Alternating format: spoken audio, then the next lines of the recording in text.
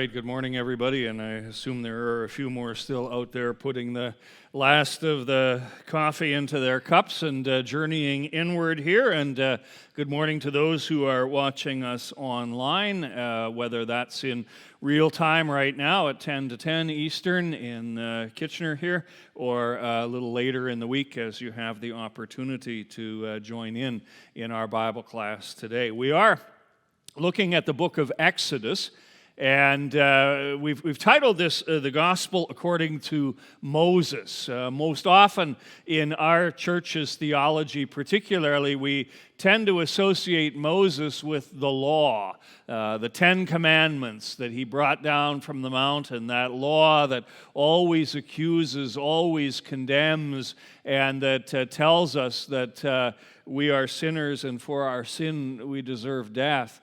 But Moses is more than that. He's more than the lawgiver. In fact, as we're going to see repeatedly in the story, he is a forerunner of Christ. And it is in Moses, by looking at Moses, that we gain deeper insights into what it is that Christ has done for you and for me and for all his church. And so we will always have that emphasis and also draw out the practicalities of the story for our lives today. So, if you're joining us online and you want a copy of the lesson notes for today, they are posted there on the church website, and you can just download those or read them off. And if you're online and have a question, whether it's during the class or later in the week, you can always shoot me an email. I love to get those sorts of things that answer and have the chance to answer the questions that you have. My email is here on the screen. I'm not sure why that's not working, but oh no, that's not good. Oops, now I'm getting to the jokes ahead of things here. What's happening here? Let's try this again. Oh, there we go. All right. So, so that's my email address there. So, and then for those of you who are in the building here this morning, there is a lesson sheet on the little TV table partway back. It covers some of the material from last week as well. We didn't quite finish last week's sheet, and because it was at the start of a new chapter, I decided just to lift it over and incorporate it into this week's notes so that you don't need to be fumbling between two sheets of paper. All right, a few little funny slides that, hopefully funny slides, that I curate during the week here in my short little times that I get to journey around on a couple of social media sites where I can find these sorts of things. We're already, it's a big church, and we try to do a lot of things through advanced planning around here, and planning has already begun for next year's Vacation Bible School. Not all of it yet. We don't have the theme. We don't know what lessons we're going to teach, but we have found the official cookie of VBS next year. Here it is. I don't think they really make Sig Newtons, but or if they have, I haven't seen them. But that would be just about the most. I hate Fig Newtons. When I was in Vacation Bible School as a kid, there would always be Fig Newton Day. It was like on the Tuesday or something. Monday you're excited to be there. Tuesday it's like, oh, we got to go again, or maybe Wednesday and you're like, oh, here we go, and then we'll go for the snack. This will be cookies partway through, and then it's Fig Newtons. Ugh. Anyway, all right. So, the official cookie of VBS, not really. All right, here's a church sign that needs a little improvement. I'll say nothing more than that.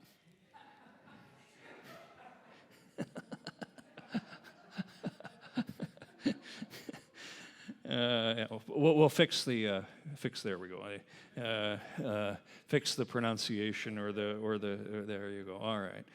I don't know about you, but when I was a kid, I wanted to do all kinds of things when I grew up. I wanted to be an astronaut and a farmer and a race car driver and a dump truck driver all at the same time, not in sequence, or anything like that. I just want to do all of these things. And I stumbled across a sign outside someone's store, a picture of a sign outside someone's store, that actually somebody does appear to have tried to do all the things that they want to do at the same time.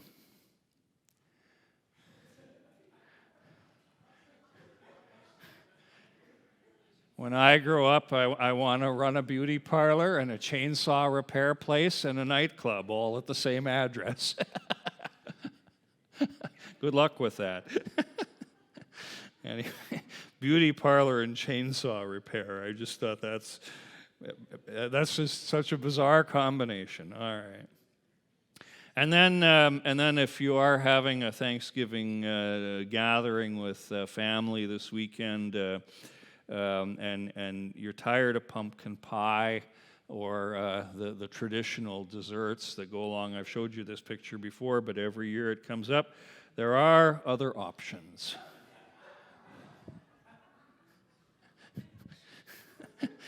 And we'll just move on, because frankly, that's a little disgusting. Anyway, got you covered. All right. Again, for those of you who are online, if you're just finally getting the screen opened up and wanting to know what you're going to do here, the notes are at the website. Questions through the email. I have my other old computer down here, and it'll tell us the email as it comes in. Okay, let's get into the story here. Just a kind of a quick review. The launching point for looking at the Exodus, I would argue, isn't just by knowing the history of the people of Israel in the Old Testament. It's also by understanding the fuller picture of what the Scriptures have to say about Exodus. And last week we read this passage right at the very beginning, that about 8 days after he said these things, Jesus took with him Peter and John and James and went up the mountain to pray. And while he was praying, his face was altered and his clothing became dazzling white, and two men were talking with him, Moses and Elijah, who appeared in glory and spoke of his departure. And we drew special attention to this last week, that the Greek word there for departure is the word exodus. Jesus is leading an exodus that he is going to accomplish at Jerusalem. And suddenly, this old story from the Old Testament takes on a whole new significance, because it isn't just Moses who led God's people up out of slavery, but it is Jesus as well who is leading the people of God out of slavery to sin and to the newness of life and the fullness of life in this world and in the new heavens and the new earth, which he has promised, the home of righteousness forever.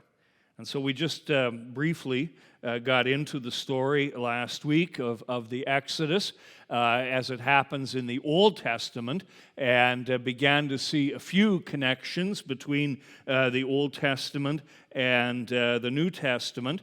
But just to kind of recap the high points of the story from last week, we read in Exodus chapter 1, for example, that after a number of years, several hundred years, in fact, the people of Israel who are living down in Egypt, they had initially fled there because there was food in Egypt, and they of course needed to eat, and to escape the famine, they went to Egypt, and they've since become very numerous.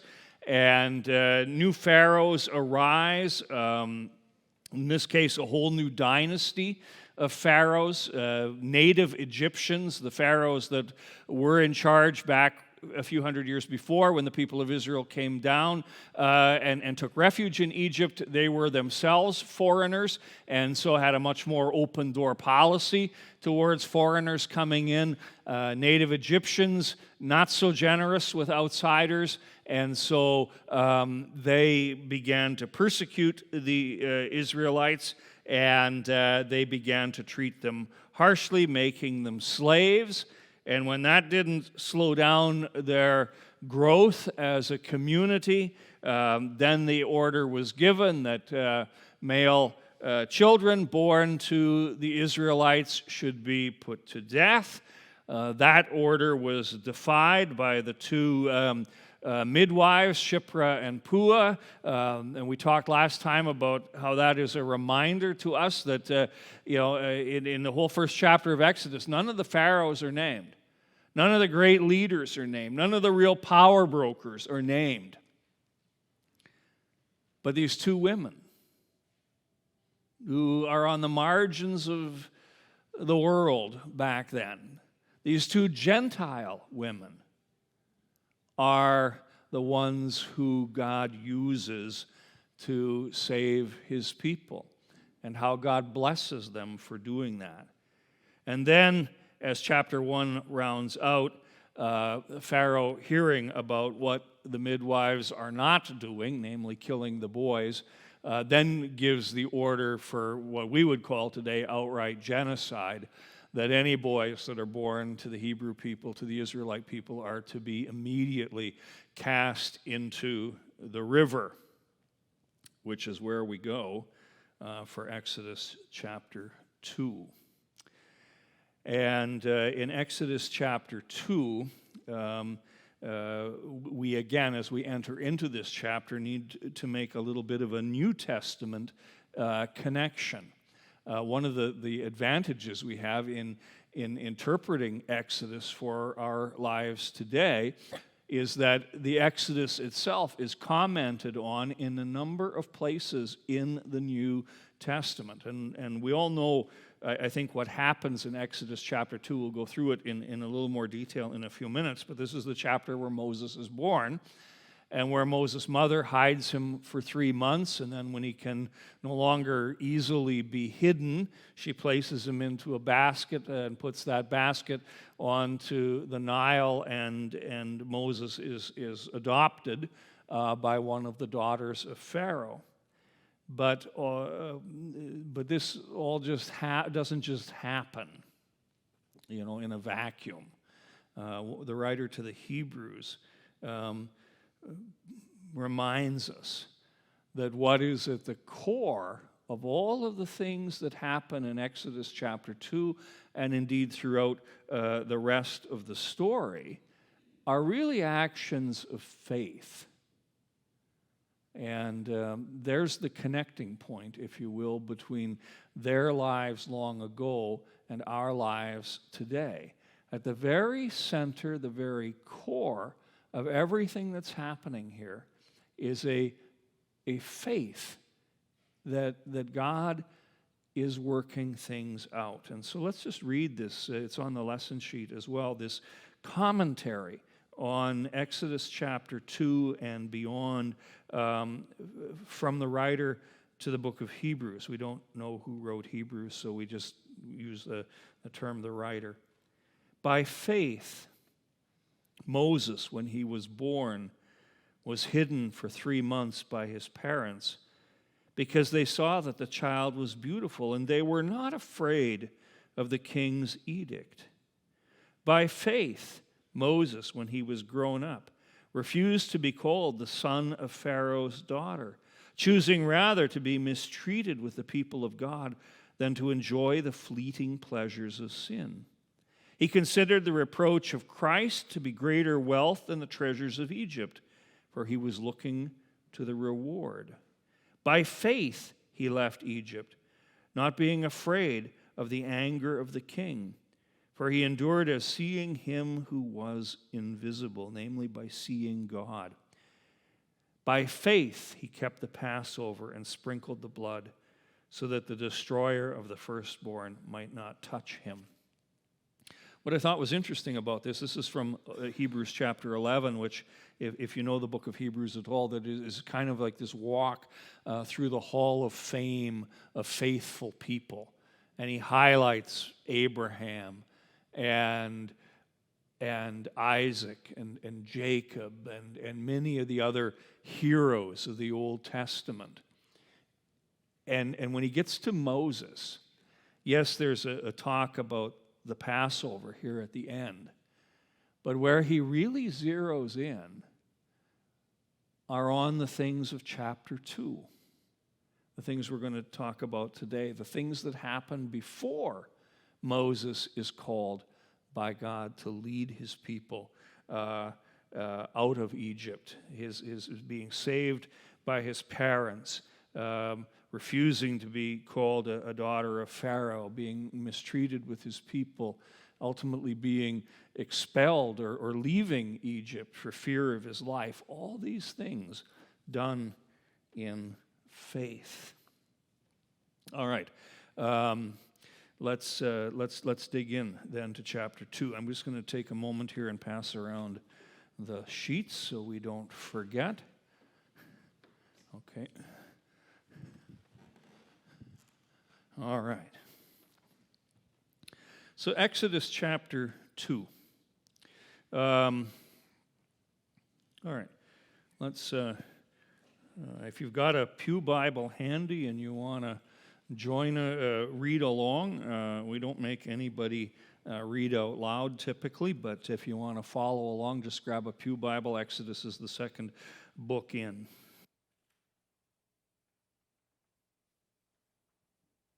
Brief sip of coffee, and we're ready to go. Okay, Exodus chapter 2, verse 1.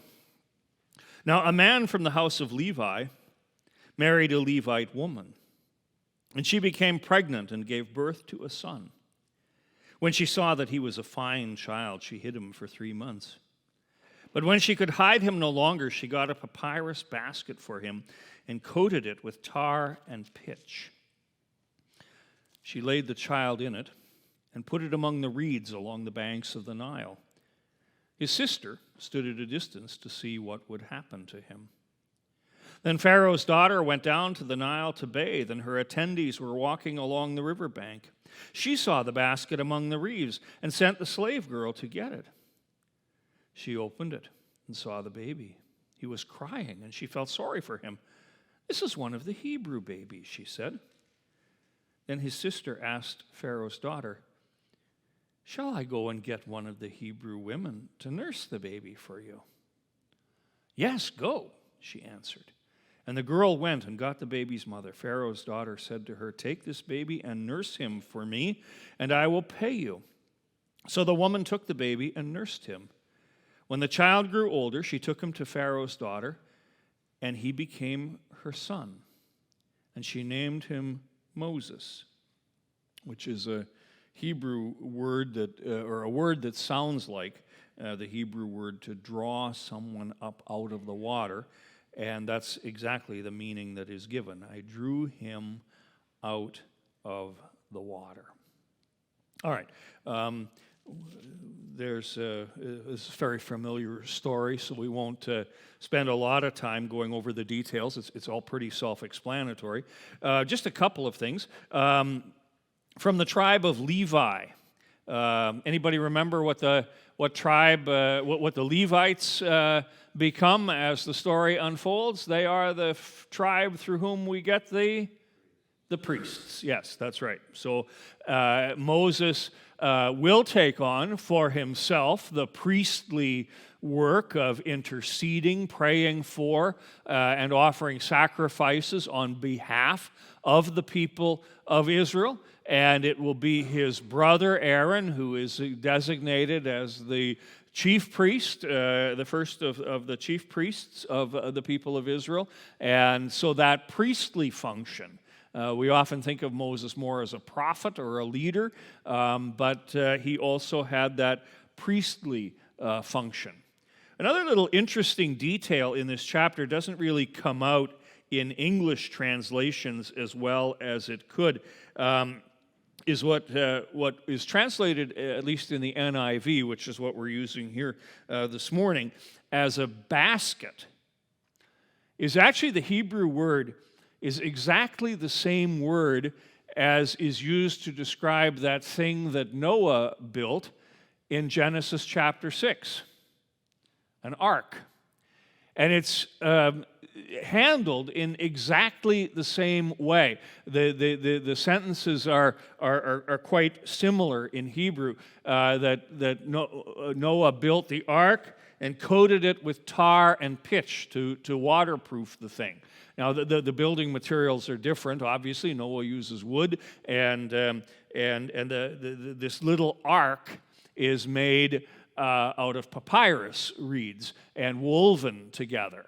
And I chose this picture just to illustrate what the ark probably looked like. The previous picture sort of showed Moses in a oops, two back there, in something that looks like a laundry basket floating down the river. But that's probably not what it really looked like. It probably looked more like this, a square box. And what might have attracted Pharaoh's daughter's attention to this thing in the first place, I mean, obviously the baby was crying, but she doesn't appear to kind of get that or hear that till right near the end, is that these are the sort of boxes that were used up and down the Nile River to hold the idols that were part of Egyptian worship. And the little idol would be placed in this ark, this little box, and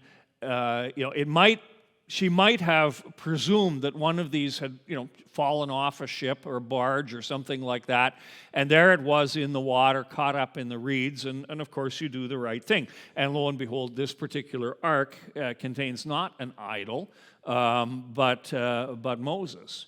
And so anyway, that's sort of the this worldly history of it. Symbolically, it's interesting. God saves Noah and his family from the flood through the ark.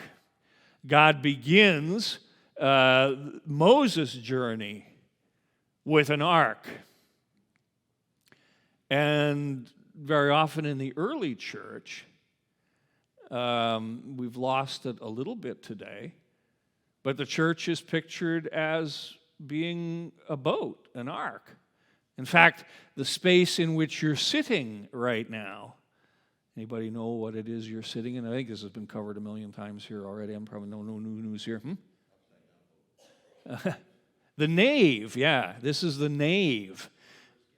The rowers, yeah, the nave, which you don't have to be a linguistic expert to know that that's pretty close to the word navy. And the nave is part of the boat. It's where the stuff goes in the boat. And so the church is often, particularly the early church, pictured as an ark. We've lost some of that imagery today. All right, so Moses is there, floats down the river, and he's raised as an Egyptian.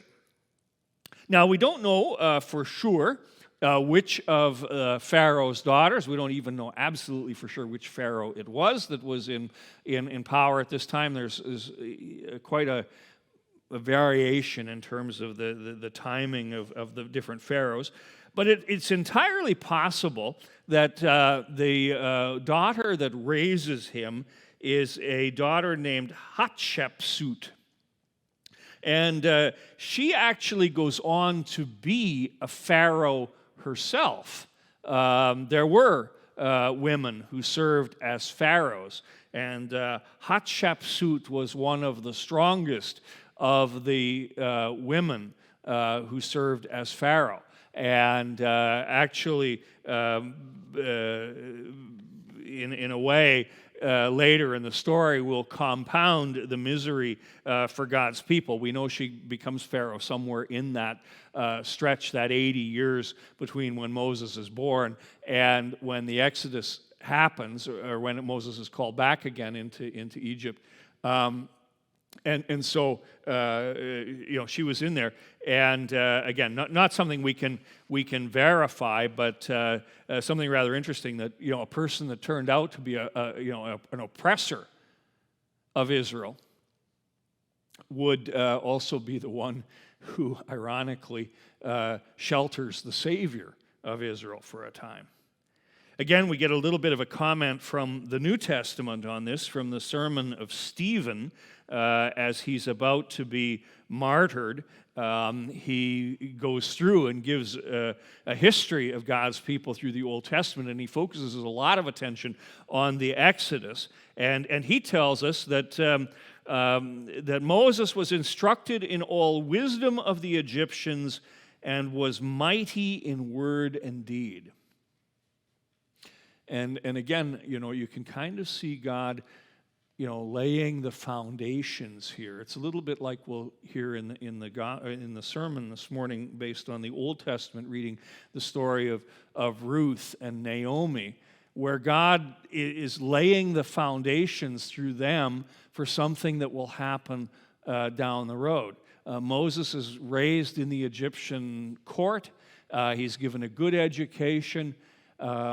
So that when he comes back out of the wilderness to see Pharaoh, he's not coming back as some bumpkin, some hick from the hillside who's unaware of how things are done in the Egyptian court. No, he's coming back, or will come back, as someone who's educated, somebody who knows what's going on and how the world operates in those days.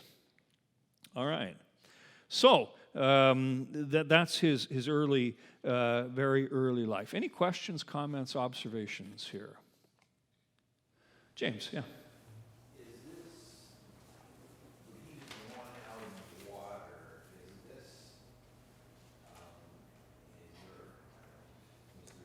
this God baptizing him so when he goes into a pagan society, he's impervious to being absorbed into it? The question that James asks is there a connection between Moses being drawn out of the water and baptism? And I think there is, yes, a connection. I'm not sure that it would, as you said, make him impervious to what's going on. But water plays a big part in this story. The New Testament will actually more associate baptism with what happens when they cross the sea as being kind of the baptismal event of God's people. Even here, there's water. Yeah. And again, whether, how far you can make that go, I'm not sure. But yeah, there's certainly a big water connection here. Yeah. Any other comments, questions, observations? All right, let's move forward then. Everything starts off well for Moses, but then things get a little more complicated when things happen that aren't necessarily good. Let's pick the story up at Exodus chapter 2, verse 11, and we will read a few verses here just to carry on the story. One day, after Moses had grown up, and by grown up here, generally speaking, we assume Moses was probably about 40 years old at about this point in time. He went out to where his own people were and watched them at their hard labor. He saw an Egyptian beating a Hebrew, one of his own people. Glancing this way and that, and seeing no one, he killed the Egyptian and hid him in the sand. All right, just stop there for half a second here. There's lots of pictures that artists have done over the years of this, but I kind of liked this one because Moses isn't at the front. He's way back here. He's sort of looking, is anybody watching? Anybody watching what I'm going to do? Because I'm just going to get rid of this guy right here, right now. And we'll take him to the local golf course and we'll bury him in the sand trap. Every time I read this about being buried in the sand, I'm reminded of a round of golf I played many years ago back in Lloydminster with two of the local undertakers. And we were out at the very prestigious Lloydminster Golf and Country Club, which always, thought highly of itself. And all the regulars are out there, and we're just sort of interspersed. I've never had people in front of me terribly uncomfortable with me golfing behind them because I don't hit the ball very far. Usually the people that have to worry about me are on the 3 fairways over on the side because the ball's going to go that way. But on this particular morning, we had people almost swooshing us by them. They were very uncomfortable with the idea of 2 undertakers and a preacher playing golf together. And I think the fear was that we might do something to them and then just quiet. We could, if they played too slow or whatever, we could just do them in. They could be buried in the sand trap properly by the undertakers. I'd say a few words, and we'd just merrily go along. I mean, they were kind of, guys, stay in front. We want to see what you're doing here. Anyway, all right, that's completely beside the Bible study point. Okay, so he murders this Egyptian, and he doesn't think he thinks nobody knows. But the next day he goes out and he sees 2 Hebrews fighting with each other, and he asks the one in the wrong, "Why are you hitting your fellow Hebrew?" And when Pharaoh heard this, sorry, I skipped a passage here. The man said, "Who made you boss of me?" To put this into today's language. Are you thinking of killing me like you killed that Egyptian yesterday? Oh. Then Moses was afraid and thought, "What I did must have become known." And indeed it had. He's rejected by his own people, and they don't want to have anything to do with him. And Pharaoh also hears about this. And when he heard of this, he tried to kill Moses. But Moses fled from Pharaoh and went to live in Midian, where he sat down by a well. So he's rejected by his own. And he heads off out into the wilderness there to live in Midian. Now, for those of you who like maps, this isn't maybe the biggest map, but it gives you the story a little bit of where this happens in the real world.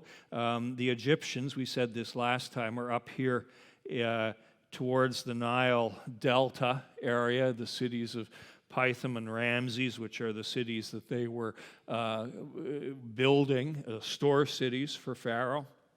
And after this happens, he flees. And he has to get out of Egyptian territory. And at that point in time, the Egyptian kingdom had expanded quite a bit, so that it basically included all of what we know today as the Sinai Peninsula. And this is where Mount Sinai is down here. That's the mountain down there.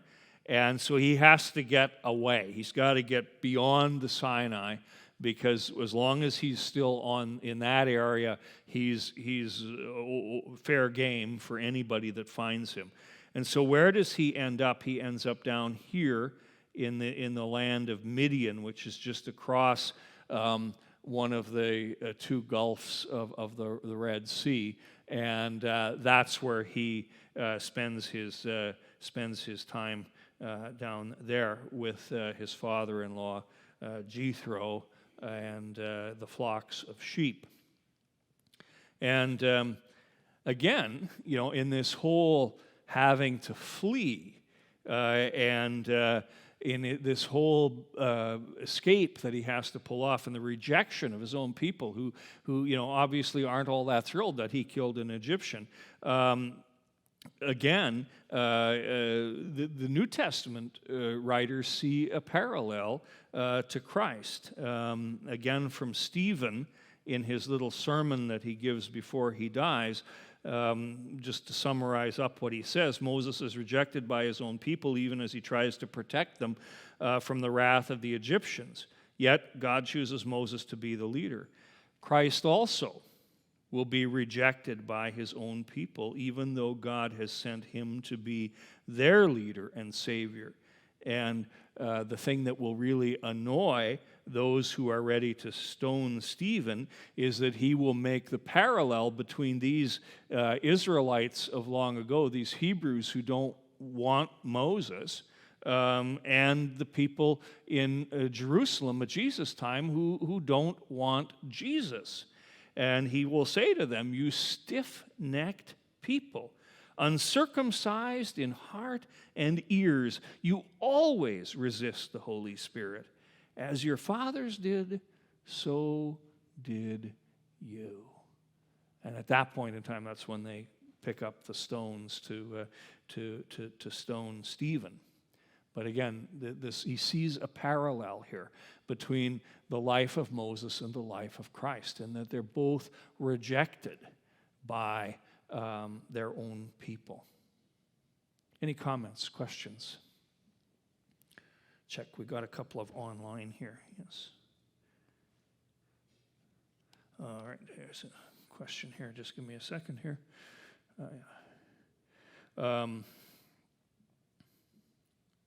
Yes, okay. Elroy makes the comment, a good one at that even though Moses had received the education that he had, he later will plead inability to speak. It's kind of interesting. Moses, we'll see this next week, a man full of excuses. and one who uses them fairly regularly. Okay, so this sends Moses down. He's down to Midian now. And we'll just read a little bit more of the story here. He fled from Pharaoh and went to live in Midian, where he sat down by a well. Now a priest of Midian had 7 daughters, and they came to draw water and to fill the troughs to water their father's flock. Some shepherds came along and drove them away. But Moses got up and came to their rescue and watered the flock. What a chivalrous guy. The girls returned to Reuel. He has a couple names. That's not uncommon in Bible stories that people have several names. Their father and asked him, "Why have you?" And he asked them, "Why have you returned so early today?" "Gee, this didn't take as long as I thought it would take for you to do all this." And they answered, "An Egyptian rescued us from the shepherds. He even drew water for us and watered the flock." What a wonderful man. "Well, where is he?" He asked his daughters. "Why did you leave him? Invite him, that he can have something to eat." And so Moses agreed to stay with the man, and then as things unfold, we don't know whether this just happens right away. I'm guessing that giving your daughter away isn't just something you do to a complete stranger who shows up on your doorstep one day and waters the flock, but you can't rule that out either. Moses stays with him. And then he gives his daughter Zipporah to Moses in marriage. They have a son. Moses names him Gershon, saying, "I have become an alien in a foreign land." And so Moses begins the second 40-year chapter of his life. It's significant to kind of remember that it's, Moses' life happens in these 40-year increments. The first 40 years in Egypt, the second 40 years in Midian, tending his father-in-law's flocks and becoming an old man, and having a son and a family and kind of living off the grid, for 4 whole decades down there. And then things begin to change. During that long period, the king of Egypt died, probably a couple of them, and the Israelites groaned in their slavery and cried out. And their cry for help because of their slavery went up to God. So let's just move a little bit forward here. Who is this new king that arises? Well, this particular character is one of the most savage of the pharaohs, Amenhotep II. He comes to the throne of Egypt, and he is known for his cruelty. He is a nasty, nasty guy, and he is utterly hostile to non-Egyptians. He's part of the same dynasty that had come to the throne 80 years before, around the time of Moses' birth, but he is the whole thing on steroids. Arnold. So we have the biblical history, and then obviously there's an archaeological history that's kind of running in parallel, that where all these names come from, or where is that? I'm going to just take a slurp here.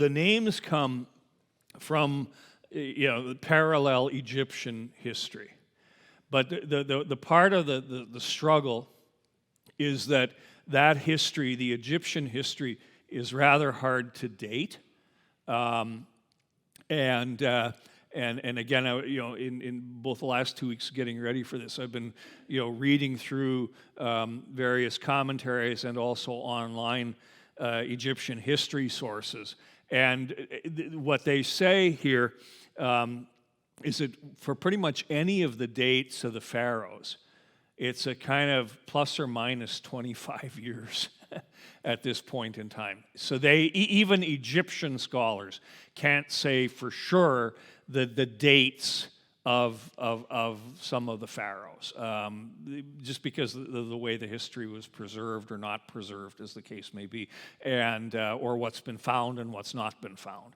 But some of these we can be reasonably a little bit more certain of, and this guy we can, because it does sort of seem to line up that he's the guy, with a little bit more certainty than some of the others, and just kind of running the parallels, and you can sort of go, okay, this is probably the guy. And sometimes it's by length of reign, too. The guy, we know he was in power for a really long time, and this happened, so, yeah. Again, yeah. So Yul Brynner as Ramses is not the guy? No, Yul Brynner as Ramses was not the Pope. Not the Pope. No, he's certainly not the Pope either. Not the Pharaoh, no. No, Ramses comes much later, and there's a little bit of, historically, even in biblical scholarship, there is debate between two particular times where the Exodus could have happened. There's an early date and a late date for the Exodus. I think the chronology works better with the early date, and that's the traditional date, and which puts him back a little further in time. And as I said last time, we kind of think on the map there, we named the cities in the Bible are named Pithom and Ramses. But if you go with the early date, that city wasn't named Ramses yet at that point in time. It had another name, but I said that's a little bit like Kitchener, 100 years ago was Berlin. Well, not 100 years ago, but 110 years ago, this was Berlin. And if you're talking to somebody from Western Canada who didn't know anything about our history here, and you said, "Oh, I come from Berlin, Ontario," well, they wouldn't know what you're talking about today. You'd have to say it's Kitchener. Oh, Kitchener. Yeah, okay, yeah, been there. Yeah. Anyway. Okay. Any other comments, questions? I saw something online here, and we'll see how this is.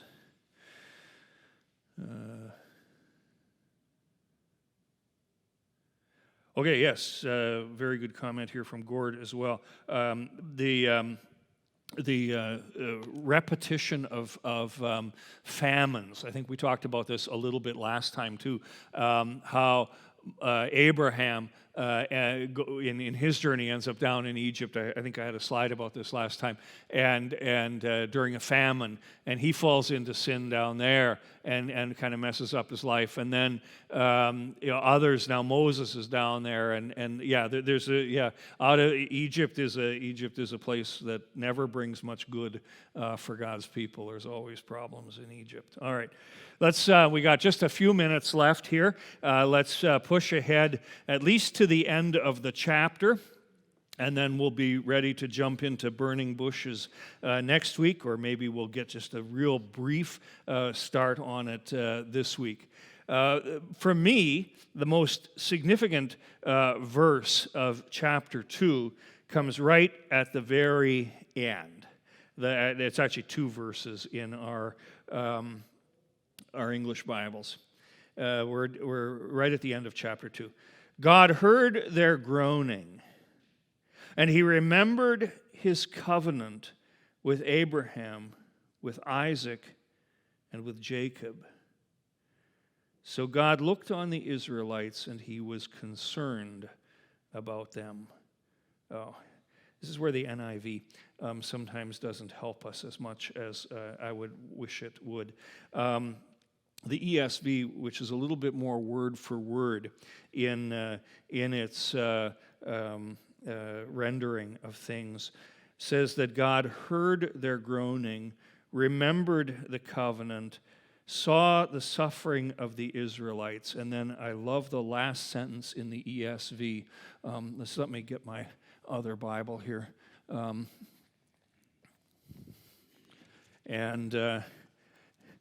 me read it to you out of the ESV, because it's just more, it's just better. It's just better.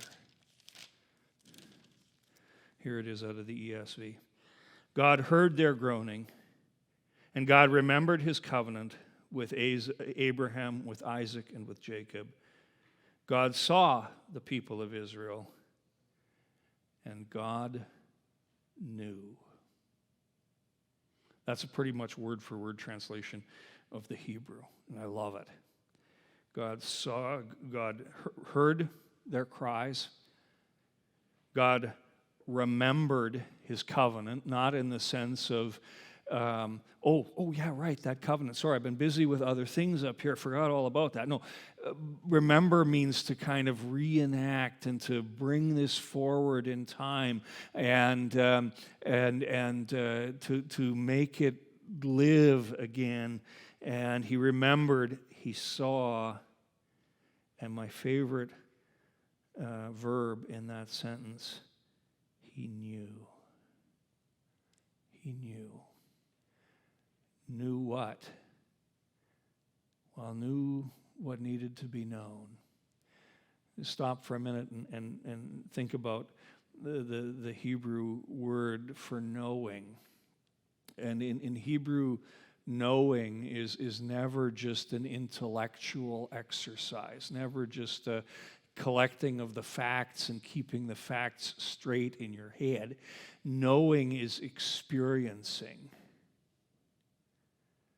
Knowing is being and feeling what they're is going on. That's why, for example, when in the Old Testament, it often you talk about sex, for example, between husband and wife. Abraham or Adam knew Eve. David knew Bathsheba. It's more than just a cognitive mental exercise. It's experiencing the other person.